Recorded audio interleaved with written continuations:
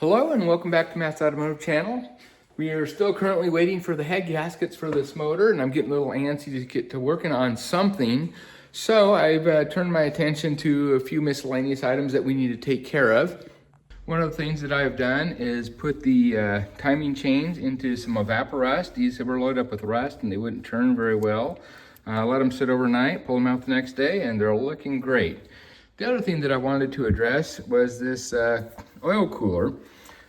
This is an aftermarket addition to the oil filter housing that allows the oil to pass through a radiator in the front of the car. These two connectors here with the blue tips are the ones that connect to the oil cooler, and those tubes, they go to a radiator that's in the front, and I'm gonna go ahead and pull that off.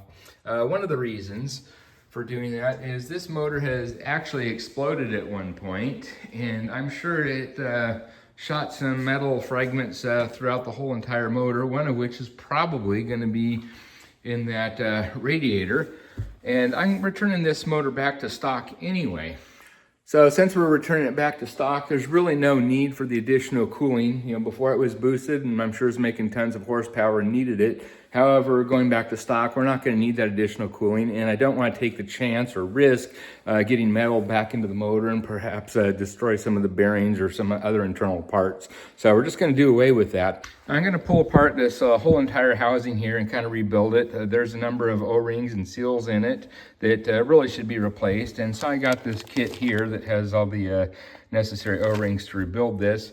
So I think what I'm going to do now is just go ahead and start pulling this apart, and we'll pull all the old seals out and just kind of clean it up, recondition it, and replace the old ones with the new seals there. Okay, I'm going to start by taking this housing off here. And I have a 40 mm socket here. Actually, it's a little big. It's a smaller size than that, but however, it still grabs on here. And I'm able to turn this by hand, so I'm just going to use this. So let's go ahead and take this out. All right, there's one of our O-rings right now.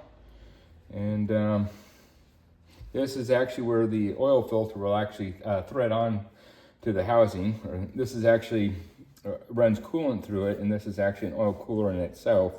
But this add-on here was just for additional cooling of the oil that, again, we will no longer need since we're going back to a naturally aspirated motor. All right, so let's go ahead and finish taking this thing apart. And this piece here is a 1/2 Allen. So I got a socket here.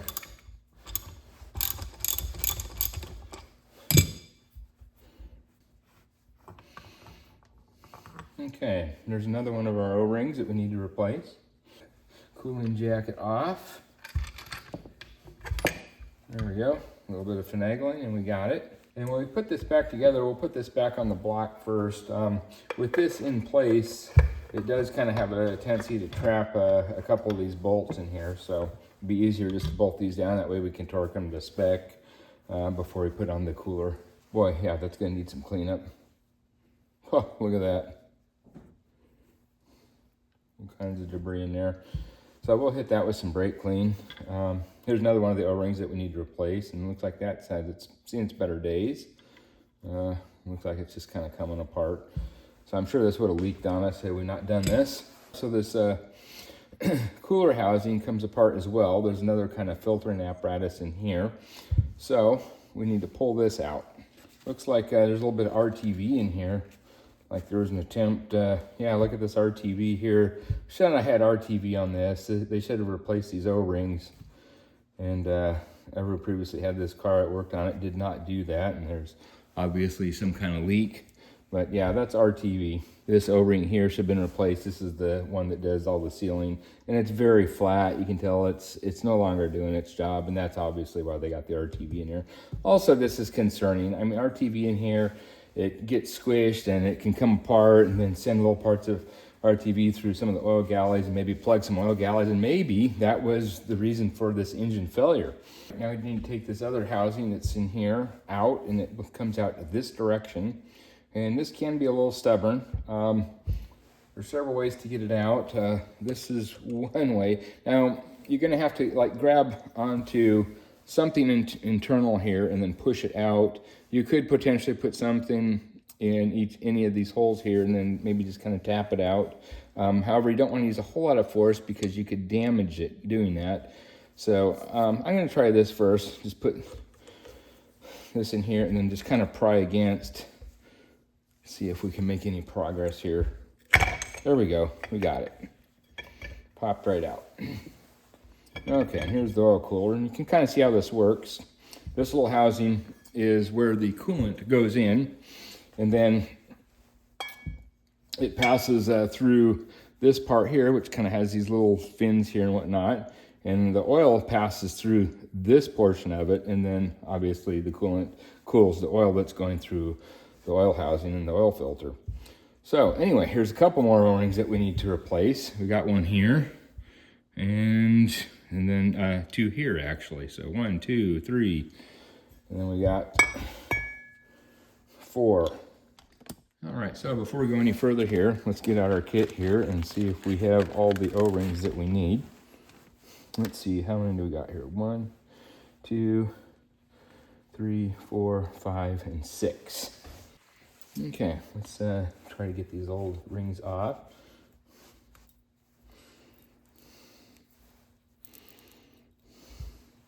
Wow, they had RTV'd this in here too. I see RTV in there. Ugh, that's why that sticks so well. Yeah, look at this. They should have just got some new O-rings and they just decided to use RTV instead. All right, then we got 2 more on this. That one. And this one.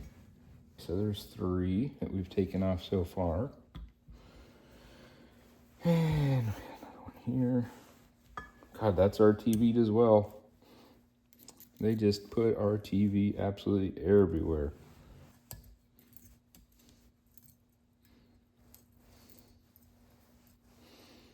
Some more RTV.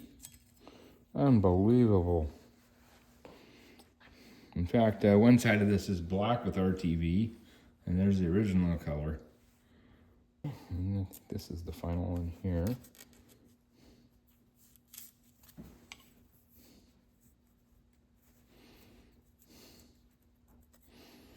So here's the ones that we took off. We got 1, 2, 3, 4, 5, 6, and the new ones 1, 2, 3, 4, 5, 6.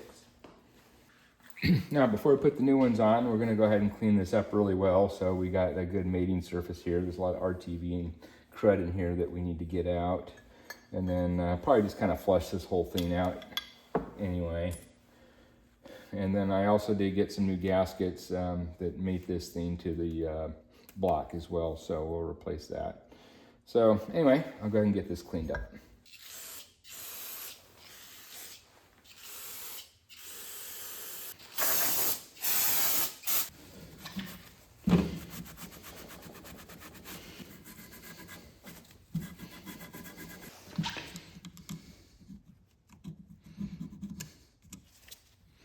I think we got this pretty good now.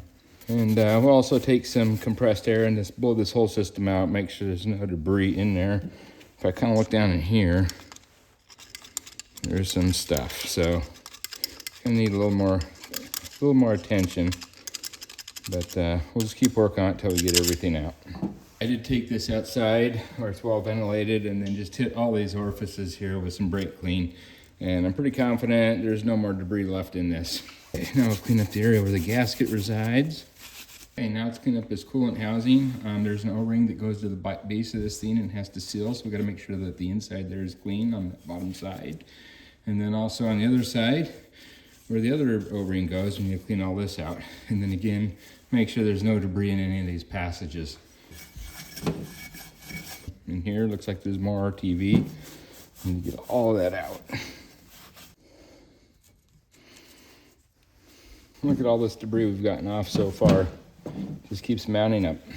It looks to me as if though there was 2 different attempts, at least, to make this thing sealed, because we did have originally some black RTV in here.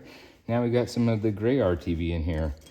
So, boy, this is why I don't really care to work on cars that other people have messed with, because oftentimes you end up with headaches like this. And as you can see, I mean, there's quite a bit of debris in here. I mean, if any of that were to get back into the system, you could potentially damage the motor again. So real important to make sure that it's completely clean before you reassemble. This is another good reason to do it yourself if you can. If you were to take this to a shop, obviously, I mean, time is money for them, so they obviously wouldn't spend as much time as I am here. More likely, they would just go ahead and replace the whole component, and then up goes your price. So one way or the other, whether it's in labor or in new parts, you're definitely going to pay a lot more.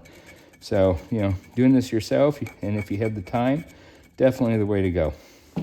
Okay, and the O-ring has to seal in this orifice here too. So make sure that's nice and clean as well, with no ridges, no RTV. And then again, we'll have to work down here, make sure that that's all clean as well. It's kind of labor intensive. I already spent about a half hour on this, and I still got a little ways to go. So yeah, definitely take some time to get this cleaned up.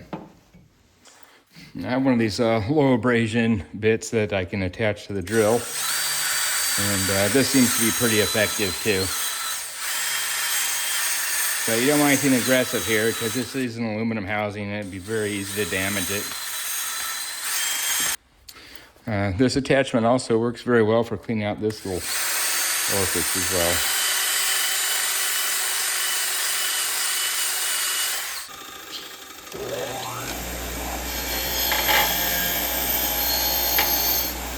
I just wanted to show you in cleaning this up, I found a few metal fragments in here. Here's one right here. Look at that. So we're going to have to clean this thing out very well. This is a little concerning. If any of these metal fragments find their way back into the engine, again, this could destroy a bearing, destroy the whole motor actually. We're going to have to clean this out very, very well. There's metal fragments in there, and that's the exact reason I don't want to use the oil cooler, the radiator that's in the front of the car, because there could be more of this debris trapped in there and could get dislodged when we get the car running again and destroy the motor again. All right, we have this cleaned up pretty well now. We're about ready to reassemble, but I do want to pass air through all of this stuff and see if we can dislodge any more material first. Let's go ahead and finish up this. Again, we have pulled off 6 O-rings.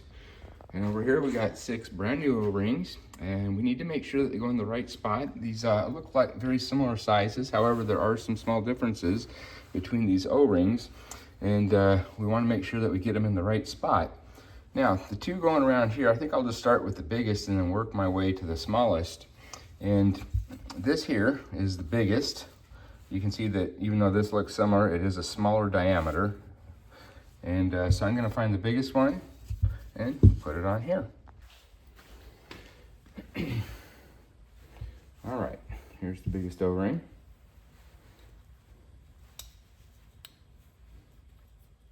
Out of these 3 remaining large ones, they all look pretty similar. However, one of them is slightly larger than the other. So make sure that you compare, get the next largest one, and then that's going to go onto this assembly here. All right, now we have 2 that are the same size. Now the 2 that are the same size are going to go here and here. And I confirmed that these are the same by using the caliper here and then measuring that distance. These 2 are identical. So that one will go there. This one will go here. However, we'll hold off on this one right now just because we're going to have to move this around and it would just fall off. So let's move to our next biggest one, which is going to be on this part. It's a black one, so this one's real obvious. And we'll just slide that on there. And then of course the smallest one will go onto this piece here. All right, the one on this particular part here is going to be, I think, the trickiest one because there's nothing really holding it. If I turn it upside down, it's going to fall out. And yet you want it to make a good seal when you put it into this housing here. So I think I'm going to leave this upright, make gravity work for me. So just make sure that that's well seated. And then we'll basically put this part down on top. And perhaps that's maybe why we found some RTV on this part, just to hold it in place. However, I don't think that's the best practice. So, and you can see this O-ring does not lay perfectly flat. So I think before I even attempt to do this, I'm gonna set something on here and let it stay there for a while until it just kind of flattens out and relaxes. Last thing I want to have happen is put this on here and get this thing pinched where it's like over the side or something like that. So just be very cautious when you put this back together that this O-ring doesn't get pinched. All right, I did hit this with the heat gun very lightly just to kind of get this to relax and sit really well in here. So now we're just going to make sure that this stays vertical like so. And we'll bring this thing down on top. And then once it makes contact and seats, keep pressure on it so it doesn't dislodge. Now, as I mentioned before, we're going to hold off on bolting this to this piece that actually mounts to the block, because when you do that, you won't be able to get some of these bolts in. So I think it'll be easier to go ahead and mount this up to the block first and then assemble this part.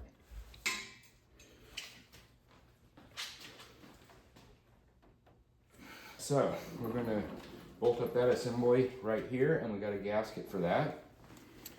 Here's our brand new gasket. If you're interested, there's the part number.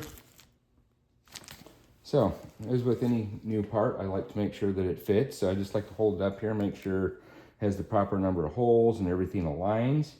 And it looks like it does. So let's go ahead and bolt up our oil cooler.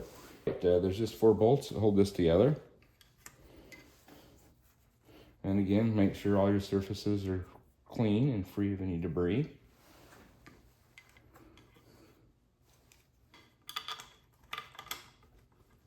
Okay, these bolts will get torqued down to 18 pound-feet, and even without the cooler housing on here, this bolt is still kind of difficult to get to, so you're going to need something that has a swivel on it to get on there nice and square to get a good torque. Now, I kind of like to get these down fairly firm just by hand before I torque it, because I don't like to go full tilt on any one part. I like to squeeze this gasket evenly. So I'll get it as tight as I can here by hand, and then we'll go ahead and torque it down. As I tighten each one of these, the other one loosens up. You can tell that gasket's just kind of compressing as I go along here.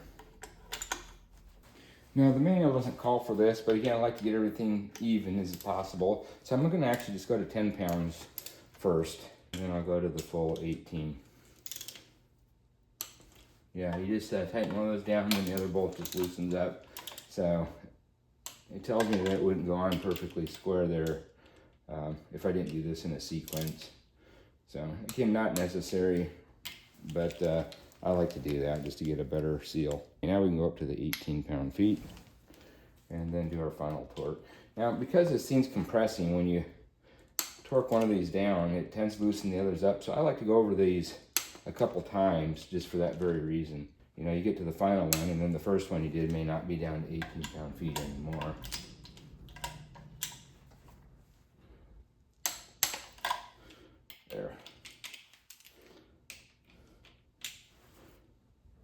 There, you can see that one turned a little bit more when I got that final one down. So, okay, I think we're pretty good now. When I can get a click on each one of these without it spinning, then I feel pretty confident I have it down properly. Okay, there we go. Now, trying to get this part in here. It's a little more difficult since it's an O-ring, it's thicker. And so I did clean this up in here and lube it up a little bit, put oil around here so it'll slide in better. However, this kind of wants to bind up as you push it down. So I'm taking something soft here, like this little wood thing, and then just kind of applying light pressure here, and then just kind of squeezing this as I go around. I fear if I just kind of go for it and push down on here, this thing's going to slide off and bind and wreck the O-ring. So I'll just kind of work my way around here, pushing it in. And as long as you keep pressure on it, you push in, it'll stay in. I don't know if you can see that or not, but just kind of work my way around here. And it should just pop in when I get all the way around. Right there, boy, yeah, it just wants to come out. It wants to get pinched so easily. There we go. Now it slides in and out nice. So, yeah, just the fact that it's sliding back and forth nice and smooth, and there's a little bit of play in there, tells me that it's seated still in the groove. So anyway, just a little side note there. Okay, now I can put the housing on here. I did put a little bit of oil around here to aid, so the same thing doesn't happen, so the O-ring doesn't get bound up there. You definitely don't want to leak here. This is kind of important because this is where coolant and oil mix, and you definitely don't want that happening. So I'm putting on the bottom part here and kind of twisting it so it moves onto that O-ring nice and square first. There we go. There, now once that's on, we've got another O-ring that we need to put down right in here. So we can put that on there next. I can only imagine trying to do this while this is on the car. This would be very, very difficult to do. And you know, I'm starting to understand now why they probably put RTV on here. It was basically just to hold things in place while it was being assembled. That's my guess. Okay, just kind of work that around, make sure it's nice and square. There we go, we got it. Okay, now we can thread this piece in, and this is going to get torqued down to 42 pound-feet. Yeah, I can see, boy, once you take this apart, there's a lot of potential to have oil leaks. And again, this is a 1/2 inch Allen head. And just constantly check that as you put it on, just to make sure everything stays nice and square and that O-ring does not get pinched. We're still good on the bottom. Okay, I can feel that rubber compressing. Okay, now I'll get out the torque wrench and torque this to 42 pound-feet. Since this is a 1/2 inch socket, I need the reducer here to go to 3/8 because that's what my torque wrench is. Okay, I'm gonna set this to 42.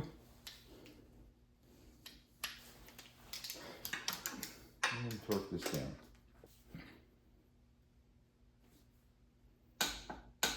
And there we go. Okay, we're done with that. I think I'll get an oil filter and put that on next just to prevent any debris from getting in there as we're working on it. And I'll also put some tape around this. I think we'll call it quits here. I don't really believe there's much more I can do. We're still waiting for those head gaskets to come in. So as soon as those come in, I'll start up the next video. I'll catch you on the next one. Bye-bye.